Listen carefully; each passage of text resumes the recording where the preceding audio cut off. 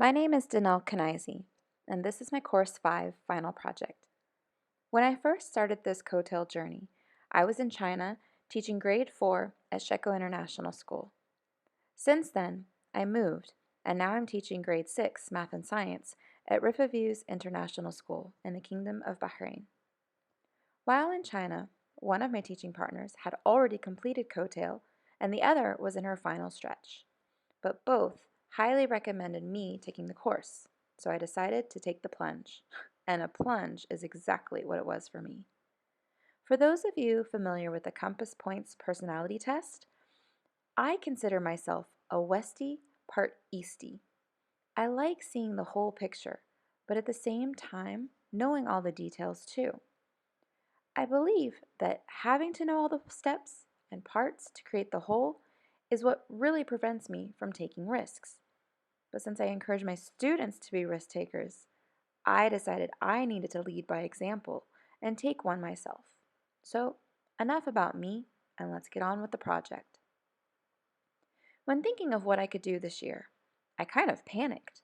I just moved countries, changed schools, changed teaching roles, and recently became a brand new mom. Again, all those East attributes came flooding in, and I was overwhelmed. Luckily, during our first PD, we had time set aside to work on a unit and make it a PBL opportunity. I wanted to kill two birds with one stone and see if I could make my PBL unit my final coattail project. The topic was diversity of life, with the main standards being science as inquiry, life science, and science and technology.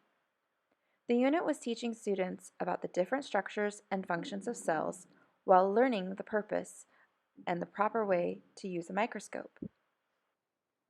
Being new to the grade 6 science curriculum, I was very pleased that our school used FOSS. I am not usually one for box programs. However, I happily welcomed some of the outlines already in place for me to build off of. My main challenge was how could I take what they had and make it better. PBL takes a lot of work, and I needed my students to buy into it. Otherwise, it was going to be a long and painful process. So the grade 7-8 science teacher and I got together, and before I knew it, we had a great idea around diabetes. We had our driving question, ideas to reach out to the community, and it was perfect timing because November is Diabetes Awareness Month. Yes! Well, the phrase, all good things come to an end, unfortunately came true for me.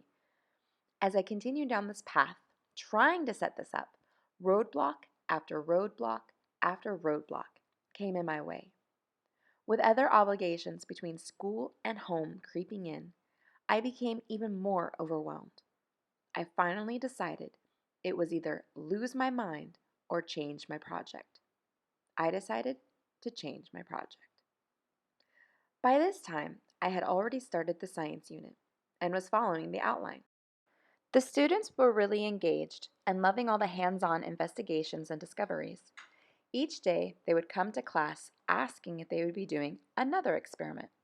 I loved seeing the enthusiasm and wanted that same effort for my project idea. As students progressed through the different investigations, I started to take note of the different concepts and skills they were having difficulty with.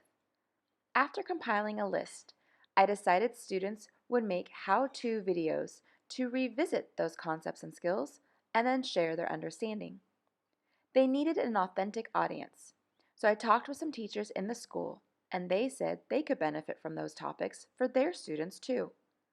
I contacted my former school because my grade 4 partners taught an environments unit at the end of the year and discussed similar concepts and skills with their students. Finally, everyone was a go. At the halfway point in the unit, I pitched the idea to my students, and they were really keen. We went over the task, rubric, and the first assignment was to complete the narration, which would be the script for their storyboard. To help students structure their videos, we outlined what should be included. From there, the kids were off. Students collected class notes, resource books, and past investigations to review the concepts and skills before deciding on how to teach it to someone else. The wet slide and put like the now shake your take a As glass students were slide, writing out grab their it and storyboard, I was able to go around and check in with them. The conversations were great as they debated their concept or skill, ensuring that they both were on the same page. When they tried to use me as a referee, I would refer them to their notes and other resources. now you have to shake your pond water. Now shake your pond water. Once the scripts were complete, the students practiced reading over them to ensure they made sense And I'm Elena, and we'll be showing you the difference between a dry and dry mouth. and were within the 1 to 2 minute time frame. It's it can move wherever it wants and do whatever it wants. But a multicellular to make the dry mount, you have to put the image on top of the slab, then put the other slab on top of it. For the wet mount, you need one cup of flip, a slide, a drop of water, and one. Students were eager to get to the next step, compiling the images and videos to match their scripts. Some took stills, while others wanted to narrate the entire time. It was great to see all the different styles and creative ideas shining through. After all the images and videos were complete, students got busy putting it all together and editing. When the partnership felt that they were done, they had to self-assess against the rubric. Then they shared their video with another group and they peer edited. For any category that the partnership did not receive a proficient mark, the peer group had to leave a comment detailing what they needed to do to obtain the proficient mark. When the feedback was shared, students made last-minute changes and then submitted their final pieces to me using YouTube. I don't have all the videos yet, but I am definitely looking forward to the final pieces. Students are going to post their videos onto their blogs, and I will be sending them to the other teachers. The students have included questions or next steps for their viewers. Therefore, after the teachers use it with their classes, we hope to get an email back or a video sharing with us what the students learned and were able to do after watching the how-tos. So, did this implementation meet the definition of redefinition? I think it did.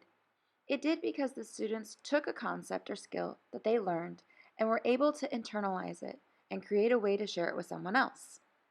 Reflecting back on this project and thinking of what I could have changed or done differently, I would say I am definitely bummed that my original project that had to do with autoimmune diseases here in Bahrain didn't come to fruition. I'm happy with the switch because it included a lot of learning as well. But I have not given up on my original idea, and I would love to go back and try it again next year. But to make it happen, I need to start the process now so that I have all the information available for my students in time. So in conclusion, I would have to say that my greatest learning in this course was having an open mind and putting myself out there. Putting myself out there to be literally critiqued by others virtually. I'm a very personal person, and I find it hard to let others in unless I know them. So to open up to others who I don't even know and have never seen is a big step for me. But I'm so glad that I took that plunge because I've enjoyed the journey and appreciated the honest feedback, which ultimately made me a better educator. So thank you, Cotail and cohort, for helping me along the way and getting to the finish line.